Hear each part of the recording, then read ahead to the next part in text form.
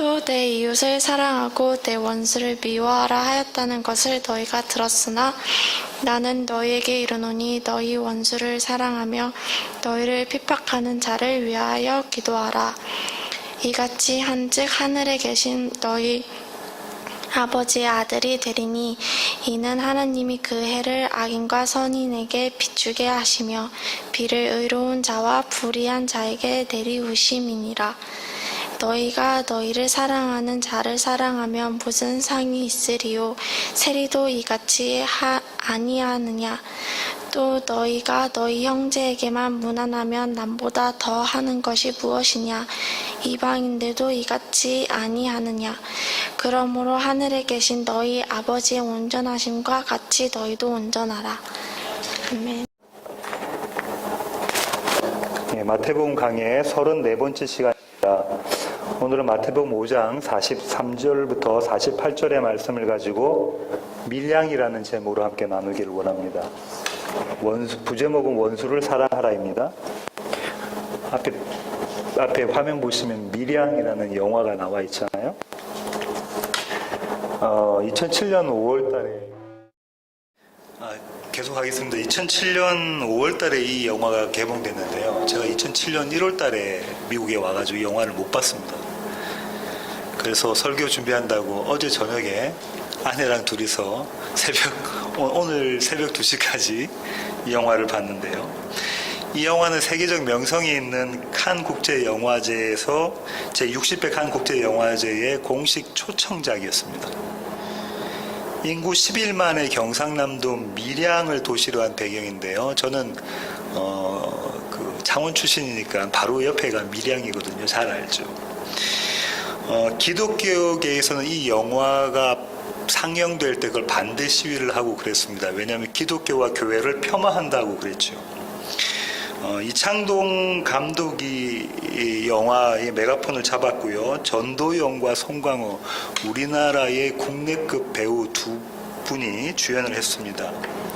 이 밀양의 한자는 어떻게 되냐면 이렇습니다. 빽빽할 밀, 볕양입니다. 밀양시의 그 밀양은 햇볕이 많이 드는 고을이란 뜻인 거죠. 햇볕이 많이 드는 고을. 그런데 이 영화에서는 이 밀양을 다르게 표현하고 있는데요. 이 밀자가 빽빽할 밀자 말고 한자로 은밀할 밀, 그 다음에 숨길 밀 이렇게도 표현되거든요. 그래서 이 영화를 비밀의 햇볕 밀양 이렇게 이야기합니다. 이 영화가 영어로는 이름이 타이틀이 뭐냐면 Secret Sunshine입니다. 비밀의 햇볕보다는 저는 감춰진 빛 이게 더 잘 어울릴 것 같아요. 그 내용을 영화의 내용을 못 보신 분들이 계실까봐 제가 좀 설명을 드릴게요. 여자 주인공이 아까 말씀드린 것처럼 전도연인데요. 이 전도연이 맡은 여기 신혜라는 여자고요. 송강호 남자 주인공인 송강호가 맡은 인물이 김종찬 사장이라는 인물입니다. 신혜는 남편을 잃어버렸고요. 그래서 아들을 데리고 남편의 고향인 밀양으로 향합니다.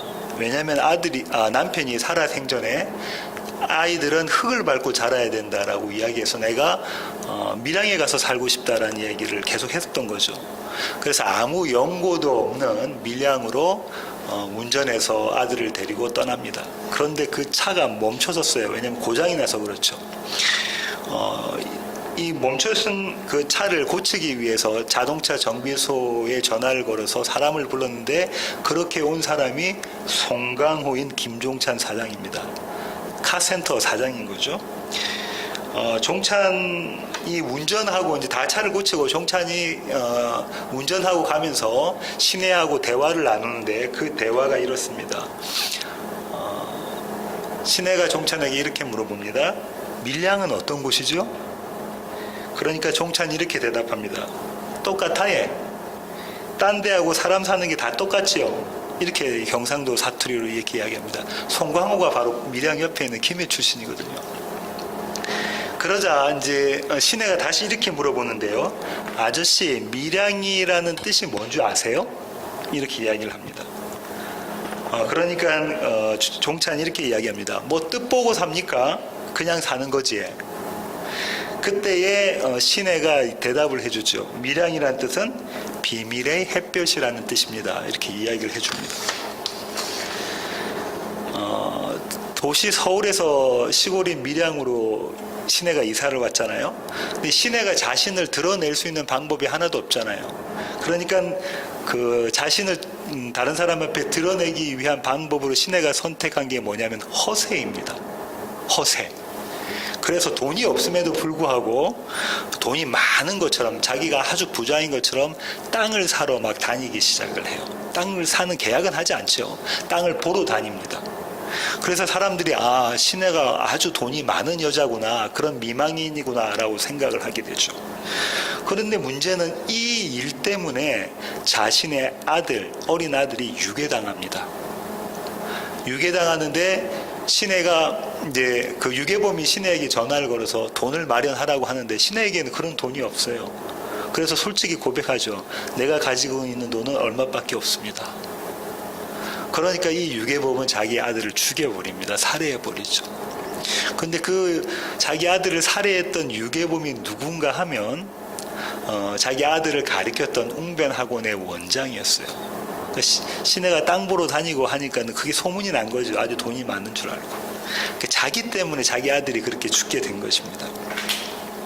아들 일은 고통과 충격으로 바닥을 치고 있던, 그렇게 헤매고 있던 시내가 찾은 곳이 어딜까요? 이 영화에서 시내가 찾은 곳이 바로 교회입니다. 시내는 교회에서 신앙생활을 하면서 믿음을 갖게 되고요. 주위 사람들을 전도하러 갑니다. 그리고 자신의 삶에 대한 간증을 하죠. 그리고 시내는 급기야는 원수를 사랑하라는 예수님의 명령, 예수님의 말씀을 실천하기 위해서 교도소로 찾아갑니다. 왜냐하면 자신의 아들을 죽인 그 살해범을 용서하기 위해서 그렇습니다. 교도소 면회소에서 그 자기 아들을 죽인 그 남자, 그 웅변학원 원장을 만나고 신은 이렇게 이야기하죠. 제가 예수를 믿었거든요. 그 예수님을 만났거든요. 그 예수의 사랑으로 당신을 용서하고 싶어요. 이렇게 이야기를 합니다. 그런데 이 교도소 안에 있던, 투옥되어져 있던 이 살해범은 얼굴이 환한 거예요. 보통 살해범은 자기가 얼굴이 막 이렇게 어둡고 그래야 되잖아요. 죄에 짓눌려 있어야 되잖아요. 근데 얼굴이 너무 환하면서 저는 이미 용서받았습니다. 이렇게 얘기합니다. 저도 이 감옥에서 예수님을 만났거든요. 그분이 제 죄를 용서해 주셨어요. 이렇게 대답을 합니다. 이 사건은 그동안 쌓아온 시내의 믿음을 한순간에 무너뜨려 버립니다. 그래서 다녔던 교회의 목사님과 성도들 앞에서 시내는 이런 대사를 던집니다. 제가 한번 읽어볼게요. 용서요? 어떻게 용서해요? 용서가 하고 싶어도 난 할 수가 없어요. 그 인간은 이미 용서를 받았대요. 이미 용서를 받았는데 내가 어떻게 다시 용서할 수 있어요? 난 이렇게 괴로운데 그 인간은 하나님의 사랑으로 용서받고 구원받았어요. 어떻게 그럴 수가 있어요? 왜? 이렇게 대사를 던집니다. 이후에 시내는 하늘을 쳐다보면서 하나님께 대한 복수를 시작합니다. 그 교회 장로님을 유혹해서 불륜의 관계를 맺기도 하고요. 자기를 위한 기도회, 야간 철야 기도회 하는 구역 모임의 창문을 돌을 던져서 깨뜨리기도 합니다. 그리고 마침내 자기의 동맥을 끊고 자살을 시도하죠. 근데 이제 죽지는 않습니다. 이 영화는 복선을 딱 갖고 있는데요. 어떤 복선이냐면 첫 장면이 어떻게 시작하냐면 이렇게 시작합니다. 차 창으로 보이는 차 앞에 차 유리가 있잖아요. 그 유리로 보이는 하늘을 탁 비추는 장면으로 시작해요. 그래서 그 다음이 장면이 어떻게 돌아가냐면 자기 아들이 나옵니다. 그러니까 첫 장면이 하늘과 자기 아들에 대한 얘기예요. 자기가 가장 금쪽같이 사랑하는 아들, 자기의 분신과도 같은 아들, 그렇게 첫 장면이 시작하고요. 두 번째 복선은 어디에서 깔리냐면 또 차창안인데 하늘이 비춰져요. 근데 이 차창안은 어떤 차창안이냐면 경남 경찰서, 그 밀양에 있는 경찰서 형사들이 타고 있는 차 안에 신하가 같이 타고 있어요. 뭘 확인하러 가냐면 자기 아들의 시체를 확인하러 가는 자리에서 다시 하늘이 비춰집니다. 그리고 신하의 모습이 등장을 해요. 마지막 그 복선은 어디냐면요, 이 영화의 마지막 장면인데요, 신하가 자기의 머리를 자르려고 자기 마당에 의자를 갖다 놓고 거울을 갖다 댑니다. 그런데 그 김 사장이, 송강호가 분한 김 사장이 와서 자기가 거울을 잡아주겠다고 해요. 그 자기가 송강호가 잡아준 거울에 잠시 하늘이 비춰지고요. 그러고 난 다음에 이내 카메라 앵글은 마당을 보이는데요. 그 마당에 햇볕이, 한 조각의 햇볕이 탁 들려져 있는 모습이 보여집니다. 밀양이죠. 감춰진 햇볕, 숨겨진 햇볕, 그 그림이 그려져 있습니다. 오늘은 이 밀양에 대한 이야기를 하고자 합니다. 서론이 좀 길었는데요. 오늘 본문에 대한 일반적인 해석은 어떠냐면 이런 거죠. 원수를 사랑하라라는 당위로 우리에게 제시하는 겁니다. 성도에게 원수를 사랑하라. 그리고 그 이유가 뭐냐면요, 오늘 본문의 45절 한번 보시겠습니까? 이같이 한즉 하늘에 계신 너희 아버지의 아들이 되리니 이는 하나님이 그 해를 악인과 선인에게 비추시며 비를 의로운 자와 불의한 자에게 내려주심이라. 원수를 사랑해야 되는 이유로 예수님은 악인과 선인에게 공평하신 하나님을 이유로 들고 있어요. 그죠? 이것을 신학적으로는 일반 은총이라고 합니다.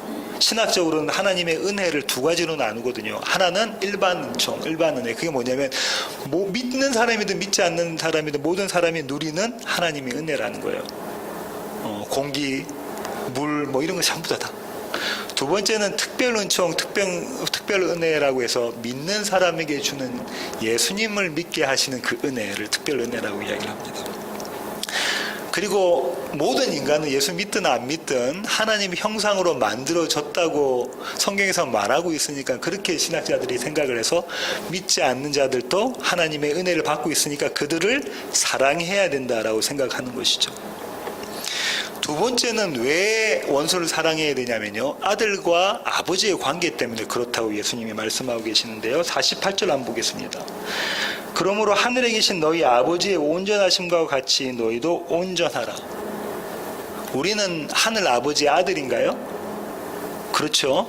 그러니까 그 아버지가 온전하신 것처럼 아버지가 원수를 사랑하시는 분이니까 아들인 우리도 원수를 사랑해야 된다라고 그렇게 이야기하고 있는 것입니다. 신학자들은 이 두 이유를 들어서 원수를 사랑하라는 하나님의 명령, 예수님의 명령에 우리가 따라야 한다라고 이야기합니다. 신학자들의 의견을 결론적으로 이야기해보면 이런 거죠. 성도의 행동 강령, 그 다음에 그리스도인의 삶의 자세, 그리고 기독교의 윤리, 이렇게 요약할 수가 있다죠. 이 요약을 멋진 말로 표현했는데요. 세 명의 신학자가, 제가 한번 읽어볼게요. 루이스 바비에르는 이렇게 이야기했습니다. 이 표준을 인간이 완전히 성취할 수는 없지만 믿음으로 하나님을 신뢰하는 자는 그의 삶 속에서 재현된 그분의 의를 향유하게 된다. 조금 어렵지만 하나님의 의, 예수 그리스도의 의를 우리가 우리의 삶 가운데서 향유하게 된다는 거죠. 어떻게 하면서? 원수를 사랑하라는 예수님의 명령을 우리가 실천하는 것으로. 마이클 그린은 이렇게 이야기합니다. 죽기까지 우리를 사랑하신 예수님께 우리의 충성을 어떻게 보일 수 있을까? 예수님이 우리를 위해서 죽기까지 사랑하셨는데 우리는 예수님께 어떻게 충성을 보일 수 있을까? 그 대답은 사랑이다. 무차별적으로 인간들을 사랑하시는 하나님의 사랑을 우리가 본받아야 된다. 이렇게 이야기합니다. 그랜트 오스본은 이렇게 이야기하는데요. 우리 가운데 극소수만 이 기준에 근접한다. 우리 가운데 아주 몇 사람만 이 기준에 도달할 수 있는데, 따라서 이 말씀은 항상 그렇게 살아야 하는 절대적 기준이기보다는 오히려 이에 이르고 애쓰는 태도이며 목표이다. 이렇게 얘기합니다. 전부 다 그리스도인의 삶의 자세, 삶의 태도, 기독교 윤리인데요. 이에 대한 영화의 주인공인 시내의 대답은 무엇이었습니까? 누가 나 대신 내 원수를 용서해 줄 수 있는가라는 거였죠. 나는 원수를 사랑할 수 없다가 시내의 대답이었습니다. 원수를 사랑할 수 없는 실력자로 고발된 게 이 밀양 영화의 모습이었죠. 마치 가인의 모습과 같습니다. 가인은 그 제사가 하나님께 받아들여지지 않자 어떻게 하나님께 반응했습니까? 감히 누가 내 제사를 받지 않느냐. 그래서 누굴 죽이죠? 하나님 대신 자기 동생 아벨을 죽입니다.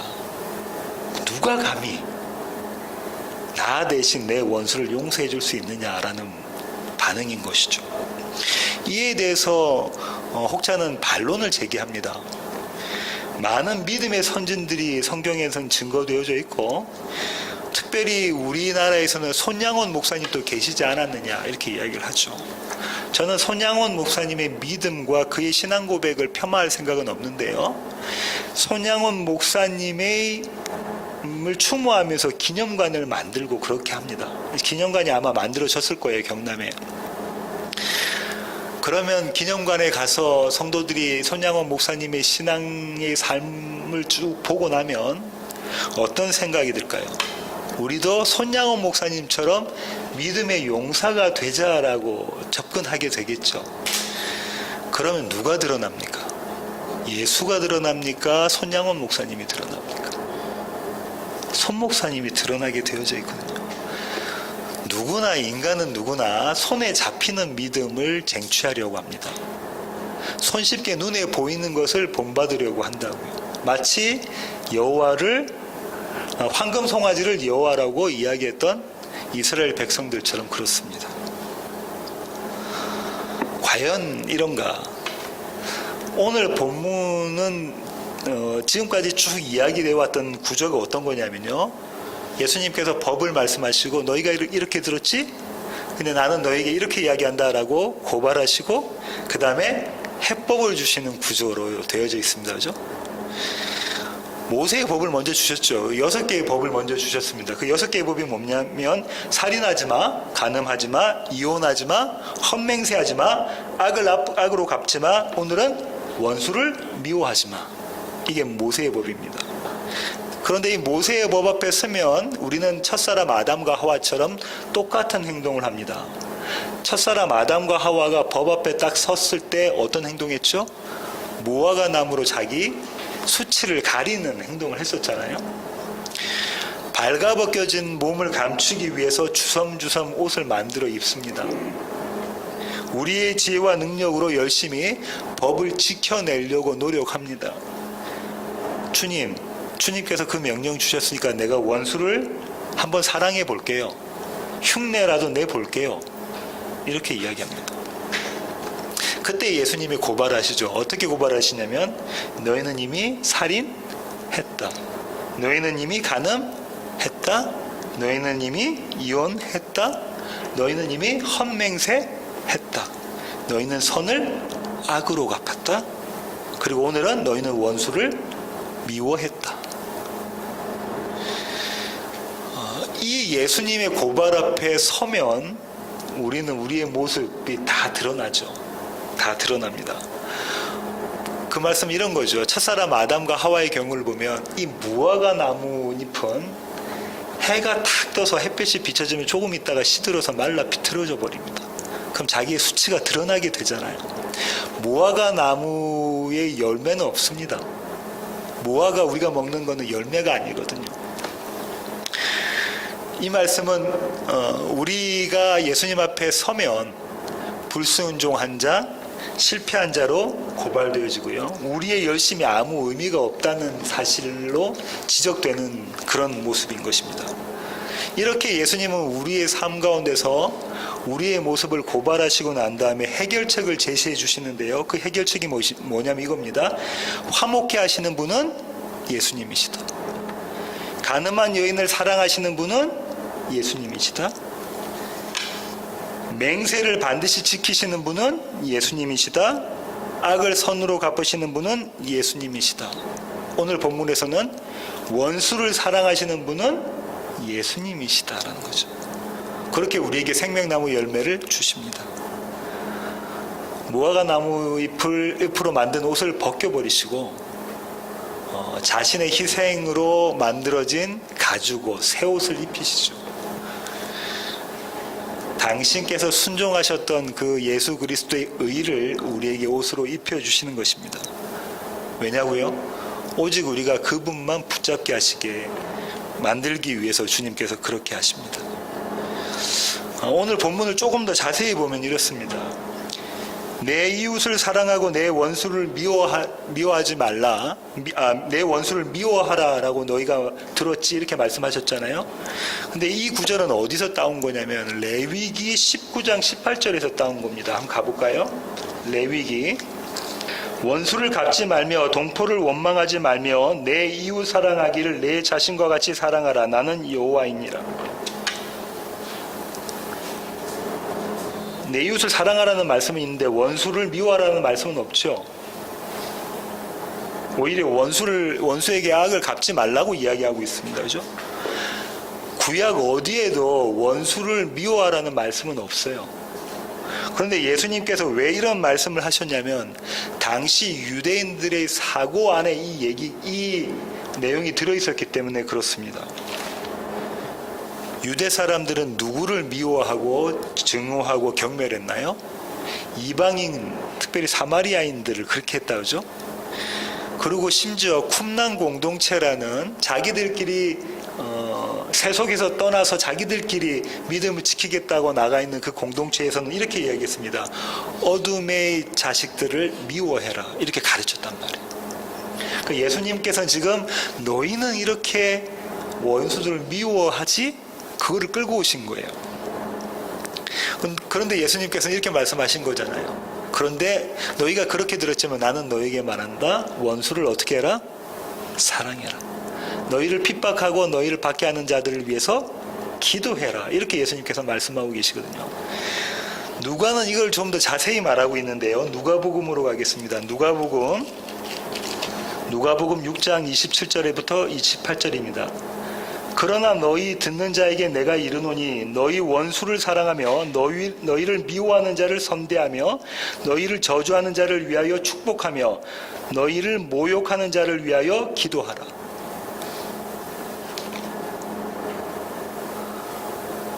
이 도대체 우리가 지킬 수 없는 이 명령을 지키신 분이 누굴까요? 예수님입니다. 원수를 사랑하신 분이 예수님이신데요. 그분이 십자가에서 던지신 한마디를 한번 찾아보겠습니다. 누가복음 23장 34절입니다. 이에 예수께서 이르시되 아버지 저들을 사하여 주옵소서 자기들이 하는 것을 알지 못함이니이다. 이 장면에서 예수님께서 원수를 사랑하시는 모습이 드러났나요? 용서하시는 모습이 드러났나요? 그리고 원수를 위해서 중보기도 하시는 모습이 드러났나요? 이 이야기를 지금 예수님께서 하고 계시는 거예요. 이 이야기를. 바울은 뭐라고 이야기하고 있냐면요. 로마서 5장 6절부터 10절을 볼까요? 로마서 5장 6절부터 10절입니다. 우리가 아직 연약할 때에 기약대로 그리스도께서 경건하지 않은 자를 위하여 죽으셨도다. 의인을 위하여 죽는 자가 쉽지 않고 선인을 위하여 용감히 죽는 자가 혹 있거니와 우리가 아직 죄인 되었을 때에 그리스도께서 우리를 위하여 죽으심으로 하나님께서 우리에 대한 자기의 사랑을 확증하셨느니라. 그러면 이제 우리가 그의 피로 말미암아 의롭다 하심을 받았으니 더욱 그로 말미암아 진노하심에서 구원을 받을 것이니 곧 우리가 원수 되었을 때에 그의 아들의 죽으심으로 말미암아 하나님과 화목하게 되었은즉 화목하게 된 자로서는 더욱 그의 살아나심으로 말미암아 구원을 받을 것이니라. 우리가 어떻게 되었을 때? 원수 되었을 때에 하나님께서 우리를 위해서 대신해서 죽으셨다. 이 얘기하고 있네요. 우리가 지금 그분의 원수라는 얘기하고 있는 거예요. 오늘 본문과 연관해서 잘 들으세요. 원수를 사랑하고 원수를 위해서 기도해 준 분은 예수 그리스도인데 그 원수가 누구라는 거예요? 저와 여러분이라는 거예요. 그 말씀하고 계시는 거거든요. 그런데 여기서 좀 더 깊게 생각해 보아야 될 게 뭐냐면요. 원수를 사랑하라라고 예수님께서 말씀하셨는데 그 이유를 이렇게 이야기했습니다. 오늘 본문으로 다시 가볼까요? 48절 보겠습니다. 그러므로 하늘에 계신 너희 아버지의 온전하심과 같이 너희도 온전하라. 누구같이 온전하라라고 말씀하고 계시죠? 하늘 아버지처럼 온전해라 이렇게 이야기하고 계십니다. 하늘 아버지가 원수를 사랑한 것처럼 너희가 원수를 사랑하고 하늘 아버지가 가늠한 여인을 사랑한 것처럼 그렇게 너희는 사랑하고 이렇게 쭉 지금 하늘 아버지가 하신 것처럼 너희가 그렇게 하라라고 말씀하신 거잖아요. 여기서 유대 문화에서 아버지와 아들의 관계를 알아야 됩니다. 지난주에 강호찬 집사님이 아들하고 제외해서 아주 좋은 시간 보내셨잖아요. 유대 문화에서 아버지와 아들의 관계는 어떤 거냐면요. 이런 겁니다. 지금처럼 직업이 세분화되고 많은 때가 아니고요. 직업이 아주 단순했을 때예요. 아버지의 직업은 아들의 직업으로 세습됩니다. 아버지가 농부면 아들도 농부. 그죠? 아버지가 어부면 아들도 어부. 아버지가 목수면 아들도 목수. 당시의 문화는 그랬단 말이에요. 그래서 누구의 아들, 누구의 아버지 뭐 이런 얘기들로 그들의 정체성을 이야기했었단 말이죠. 그러니까 마치 이런 거죠. 마치 아버지가 농부면 아들에게 농부인 아버지가 뭐라고 가르치겠습니까? 벽시, 경상도 말로는 시나락이라고 하는데요. 이 시나락은 이렇게 보관하고 못자리는 이렇게 만들고 김은 이렇게 메고 타작은 이렇게 해라 이렇게 하나하나 가르쳤겠죠. 하나하나. 만약에 아버지가 어부면 이렇게 했겠죠. 물고기는 여러 종류들이 있는데 이 물고기를 잡을 수 있는 물때는 언제이다. 그물을 어떤 방향으로 들이우고 그물 수선은 어떻게 하고 노는 이렇게 저어라 이렇게 하나하나 가르쳤겠죠. 예수님의 아버지셨던 요셉은 목수의 일을 가르치셨을 거 아니에요. 망치질은 이렇게 해라, 대패질은 이렇게 해라, 의자는 이렇게 만들고 식탁은 이렇게 만들어라 이렇게 가르쳤겠죠. 무슨 얘기를 하고 있냐면 지금 아버지가 하는 그대로를 보고 아들이 그대로 따라하는 그림의 모습을 지금 이야기하고 있는 것이란 말입니다. 장제일 목사님은 이렇게 이야기하시는데요. 히브리 사람들에게 사랑이라는 건 어떤 거냐면 그냥 우리가 누군가를 보고 사랑하는 것. 남자와 여자와의 이성 간의 사랑, 어떤 그런 감정적인 그 화학적 반응으로 인해서 사랑이 일어나잖아요. 그런 개념이 아니라 히브리 사람들이 이야기하는 사랑은 이런 겁니다. 마치 접착제가 있어요. 끈적끈적한 접착제가 있는데 둘을 하나로 붙이는 겁니다. 그럼 뗄 수 있습니까? 뗄 수 없는 그게 사랑이라고 이야기하는 거예요. 강력한 접착제로 A와 B를 딱 붙여서 이 A와 B가 하나가 되어져 있는 것, 그게 사랑이라는 거예요. 아버지와 아들의 관계를 이렇게 이야기합니다. 우리나라에 그 동료가 있잖아요. 무엇이 똑같을까? 뭐가 똑같습니까? 젓가락 두 짝이 똑같죠? 육가락 네 짝이 똑같죠? 똑같을 때 이 사랑이라는 이야기를 쓴다는 거죠. 그러면 지금 예수님께서는 아버지와 너희가 이렇게 똑같이 마치 접착제로 딱 붙어 있는 것처럼 하나가 되어야 된다라고 말씀하고 계시는 거잖아요. 근데 문제는 어디에 있냐면요. 아버지의 온전하심 같이 너희도 온전해라의 문제가 있는 거예요. 아버지의 온전함 같이 온전하라는 것은 너희가 흉내만 내어서는 안 된다는 거예요. 하늘 아버지께서 거룩하신 것처럼 흠도 없고 결도 없으시는 그분처럼 너희가 그렇게 온전해라라는 이야기를 하고 계시는 거잖아요. 창세기 17장 1절로 가겠습니다. 창세기 17장 1절입니다.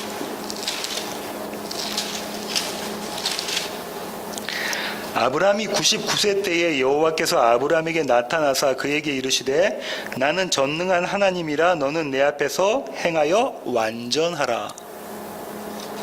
이 얘기를 지금 예수님이 하시고 계시는 거라고요. 하나님이 뭐라고 하세요? 나는 전능한 자고 내가 완전한 자니까 너는 내 앞에서 행해서 완전해라라고 하시는 거죠. 근데 그 다음 장면이 뭐예요? 그 다음 장면이 뭡니까? 아브라함이 완전해지나요? 믿음 가운데서 하나님의 약속을 신뢰하고 믿나요? 아닙니다. 믿지 못하는 모습이죠. 그래서 어떤 웃음을 짓지요? 이삭의 이름이 뭐라 했어요? 이름의 뜻이 웃음, 그죠? 어떤 웃음을 짓죠? 비웃어버립니다. 내 나이가 몇인데 하나님께서 약속하셨던 그 아들 우리는 가질 수 없습니다. 라고 아브라함도 그 다음에 그 안에 사라도 비웃어버린다고요. 그런데 주님은 뭐라고 말씀하시냐면 내가 전능하니까 네가 내 앞에서 완전해라라고 말씀하고 계세요. 그럼 무슨 말이냐면 전능한 내가 너를 완전한 자로 만들어내고야 말겠다라는 하나님의 선포고 하나님의 약속이시고 하나님의 의지잖아요. 그 얘기를 오늘 본문에서 주님이 하고 계시는 겁니다.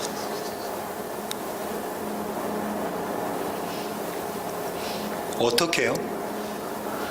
예수 그리스도와 한 몸 됨으로 마치 접착제가 달라붙어 있는 것처럼 예수 그리스도와 한 몸 됨으로 그 예수 그리스도가 다 이루어 놓은 것 너희가 그냥 갖고 오는 거야.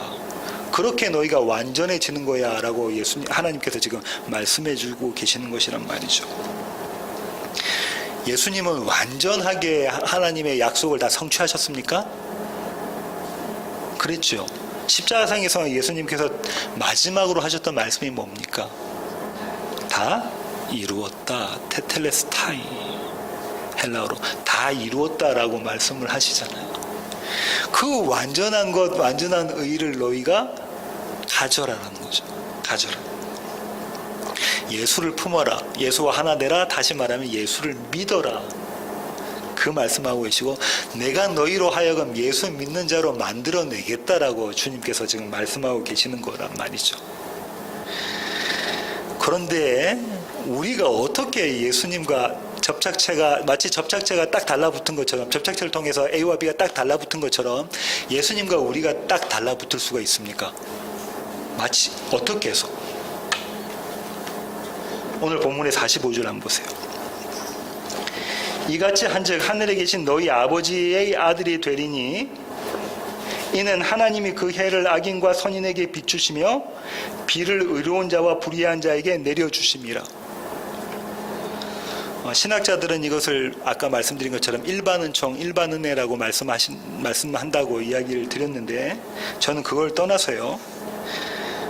이것이 하나님의 일하시는 모습입니다. 뭐라고요? 이것이 하나님의 일하시는 모습이라고요. 오늘 우리 청소년들이 공부했던 게 같은 내용인데요. 한번 보겠습니다. 요한복음 5장 17절로 가볼까요? 요한복음 5장 17절입니다. 요한복음 5장 17절입니다. 예수께서 그들에게 이르시되 내 아버지께서 이제까지 일하시니 나도 일한다 하시매. 잘 보세요.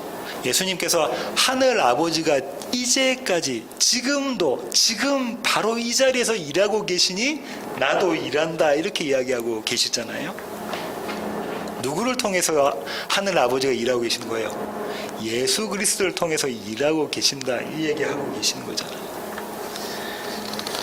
당신의 온전하심으로 전능하신 하나님께서 당신의 온전하심으로 그 일을 하고 계시는 것입니다. 선을 이루시기 위해서 선한 일을 하시는 거예요. 이 일을 다른 말로는 착한 일이라고 하잖아요. 그 일을 하고 계십니다. 선은 히브리어로는 토브라고 하죠. 창세기적 표현으로 선이다, 이것은 어떻게 표현했죠? 창세기적 표현으로. 예, 맞습니다. 보시기에 좋았더라. 마지막에 사람인 아담과 하와를 다 만드시고 모든 창조를 끝내시고 하셨던 하나님의 말씀은 보시기에 심히 좋았더라. 선이다. 그게 선이다라는 거죠. 선은 뭡니까?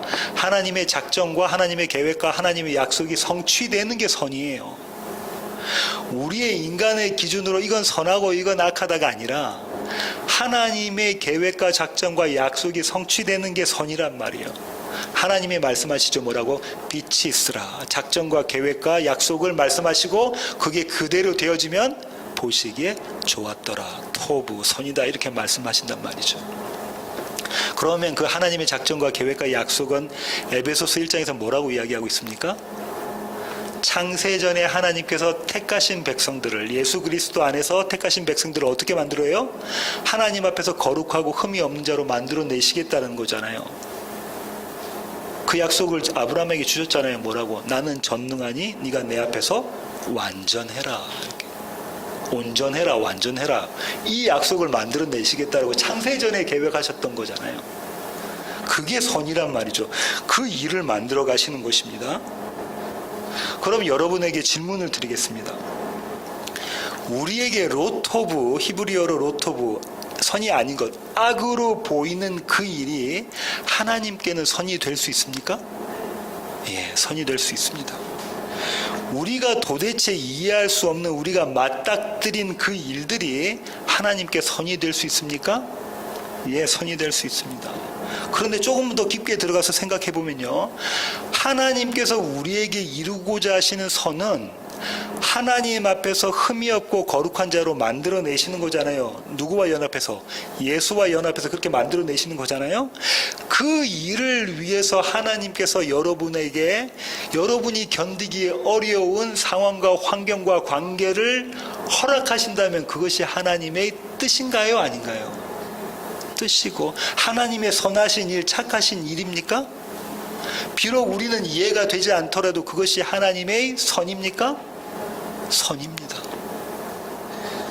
우리는 우리의 인간의 생각으로 이야기를 해요. 예수 믿으면 잘 살아야지, 예수 믿으면 부부관계 좋아야지, 예수 믿으면 고부관계도 좋아야지, 예수 믿으면 잘 되어야지 라고 생각하고 우리가 생각하는 선악의 기준으로 우리가 평가를 해버리죠. 그렇게 평가를 하면 마치 시내가 내가 용서해야지 왜 하나님이 용서를 미리 하셨어요? 라고 대들게 되죠. 그런 겁니다.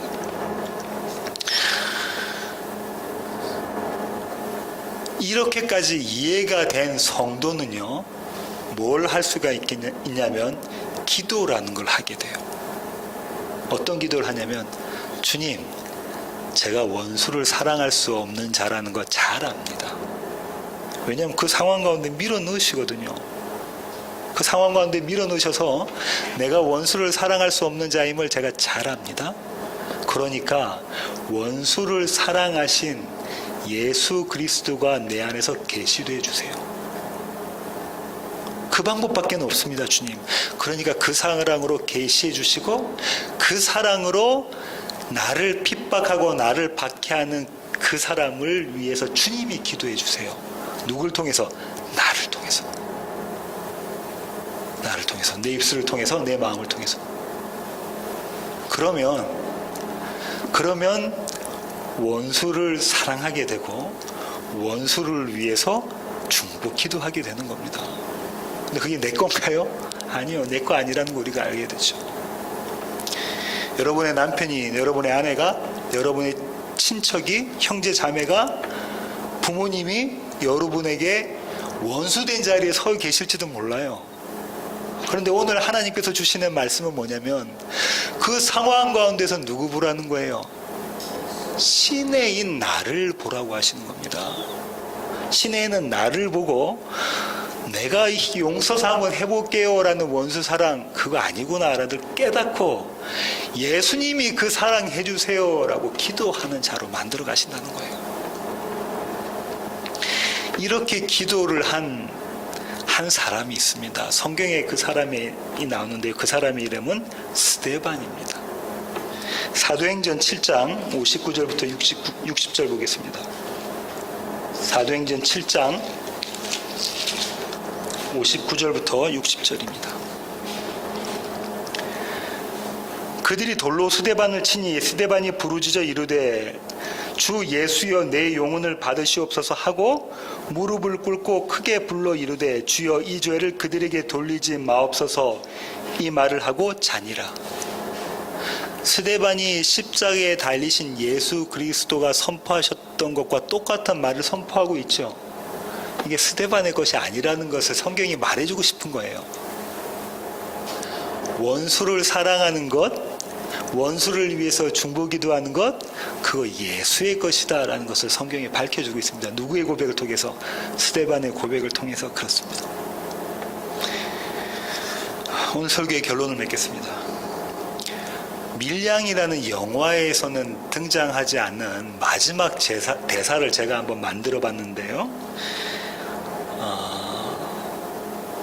시내가 사는 그 집 마당에 시내가 지금 앉아 있고요. 그리고 자기 머리를 깎고 있습니다. 아까 김 사장이라는 분이 거울을 들고 있고요. 자기 머리를 이렇게 탁 가위로 깎고 머리카락을 깎고 있는데 그 한쪽 그 바닥에 햇볕이 쫙 들었다고 그랬잖아요. 그 조각 햇볕이에요. 조각으로 감춰진, 숨겨진 비밀스러운 햇볕이 빛이 쫙 들어오고 있거든요. 그 모습을 보고 시내는 이런 마지막 대사를 했었을 것 같아요. 감독은 그리지 않은 걸 제가 한번 그려보겠습니다. 주님 그렇습니다. 저는 원수를 용서할 수도 사랑할 수도 없는 자입니다. 주님, 제가 제 실력을 제 눈으로 보았습니다. 그러니 주님께서 저 원수를 사랑해 주세요. 당신의 감춰진 빛을 저를 통해서 제 안에서 비춰주세요. 밀양으로 말입니다. 이렇게 기도하지 않았을까? 이렇게 마지막 대사를 던지지 않았을까 생각합니다. 이것이 감춰진 빛이 비춰진 성도에게 주어진 원수를 사랑하라의 의미입니다. 기도하시겠습니다. 하나님 그렇습니다.